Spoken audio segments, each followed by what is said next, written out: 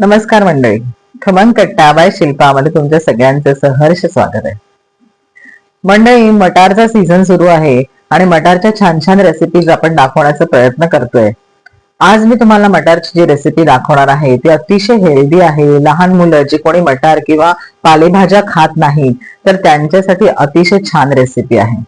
आपण मटार आणि पालक यापासून ग्रीन पराठा बनवणार आहोत, जो अतिशय हेल्दी आहे, अतिशय बनवायला सोपा आहे.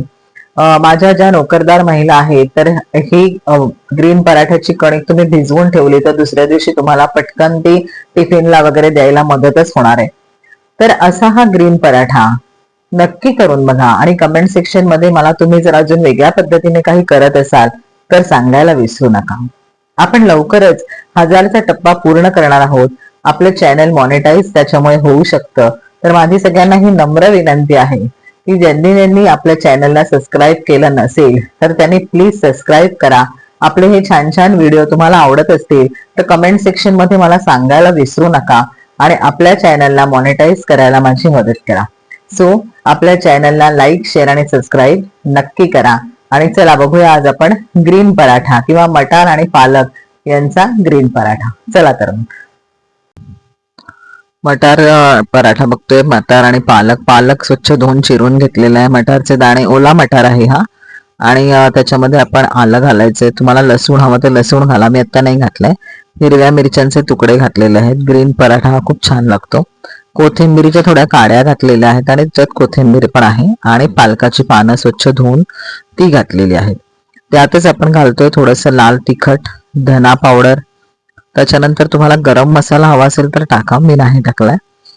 आणि मीठ घातलेलं आहे आणि ही सगळी पेस्ट करून घेतलेली आहे छान अशी. तर हा मटार, पालक, कोथिंबीर, पुदिना थोडासा तुम्हाला हवा तर घालू शकता. असा हा ग्रीन पराठा खूप छान लागतो. आणि आता मी इथे मल्टीग्रेन पीठ पण घेणार आहे आणि साधं गव्हाचं पीठ पण घेणार आहे. तर हे माझं मल्टीग्रेन पीठ आहे. 1 वाटी मी गव्हाचं घेतलं होतं आणि आता 2 वाट्या मी मल्टीग्रेन पीठ घेते, ज्याच्यामध्ये ज्वारी, बाजरी, नाचणी असं सगळं मिक्स आहे. मीठ घेतलेलं आहे, कारण पिठामध्ये मीठ घालायचं त्या प्युरीमध्ये आहे. थोडस मोहन म्हणून तेल घालते, गरम करायची गरज नाही अजिबातच. आणि आता आपण हे सगळं मिक्स करून घेणार आहोत आणि पाणी अजिबात न वापरता या प्युरीमध्येच ही कणिक आपण भिजवणार आहोत. आणि अतिशय छान पराठा लागतो, हेल्दी पराठा आहे. तुम्हाला याच्यात जर गाजर किसून घालायचं असेल तर तुम्ही घालू शकता, पण मी हा प्लेन ग्रीन पराठा सारखंच केलेला आहे. आणि हे पण छान कणिक भिजवून घ्यायचे, घट्ट कणिक भिजवायची, छान मळायची. तुम्ही बघत असाल तर अतिशय सॉफ्ट आणि छान कणिक. जेवढी कणिक तुम्ही मळाल तेवढा तो पराठा खुसखुशीत होतो आणि सकाळी अगदी पराठा केला तरी संध्याकाळपर्यंत छान राहतो. तर ही कणिक झाकून एक 10 ते 15 मिनिटं बाजूला ठेवायची. फुलण्यासाठी मी थोडस कॉर्नफ्लॉर घेतलेलं आहे इथे आणि त्यात थोडं पाणी घालून अशी पेस्ट केलेली आहे, जी मी पराठ्याला लावणार आहे. आणि आता तुम्हाला मी पराठा लाटून दाखवते. एक चौकोनी पण लाटून दाखवते आणि गोल पण लाटून दाखवते. तवा एकीकडे तापत ठेवलेला आहे आणि आता कणिक परत एक 10-15 मिनिटांनी छान मळून घेतलेली आहे. एकदम सॉफ्ट कणिक झाले. आणि आपण गोल लाटायचा आणि त्याच्यामध्ये हे कॉर्नफ्लॉर पसरवून घ्यायचं आणि मग आपण त्याची घडी करायची.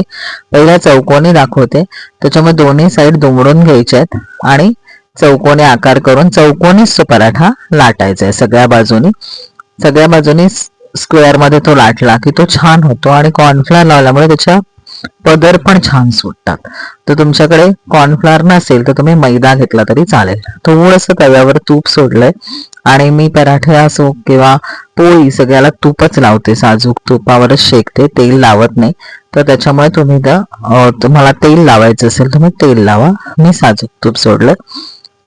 पराठा पलटवलाय आधी, तरी काय मी तूप त्याला लावलेलं नाहीये. आता तो ज्या उलटवलाय तर त्याच्यानंतर मी तूप सोडणार आहे.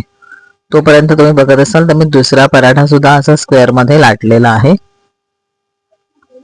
तुम्हाला सॅमल्टेनियसली दोन्ही दिसत असेल.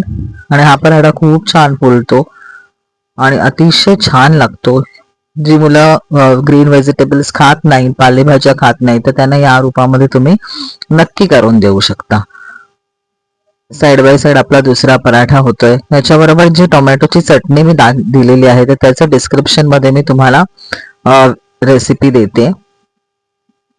अशाच पद्धतीने मी गोल पराठा सुद्धा लाटलेला आहे. दोन्ही प्रकारचे पराठे लाटून दाखवलेले आहेत आणि छान खुसखुशीत आणि असे चविष्ट पराठे आपले तयार आहेत, जे टोमॅटो चटणी आणि बटर बरोबर मी सर्व केलेले आहेत. हा व्हिडिओ तुम्हाला आवडला असेल तर कमेंट सेक्शन मध्ये नक्की सांगा आणि खमंग कट्टा बाय शिल्पा या आपल्या चॅनलला लाईक, शेअर आणि सबस्क्राईब करायला अजिबात विसरू नका.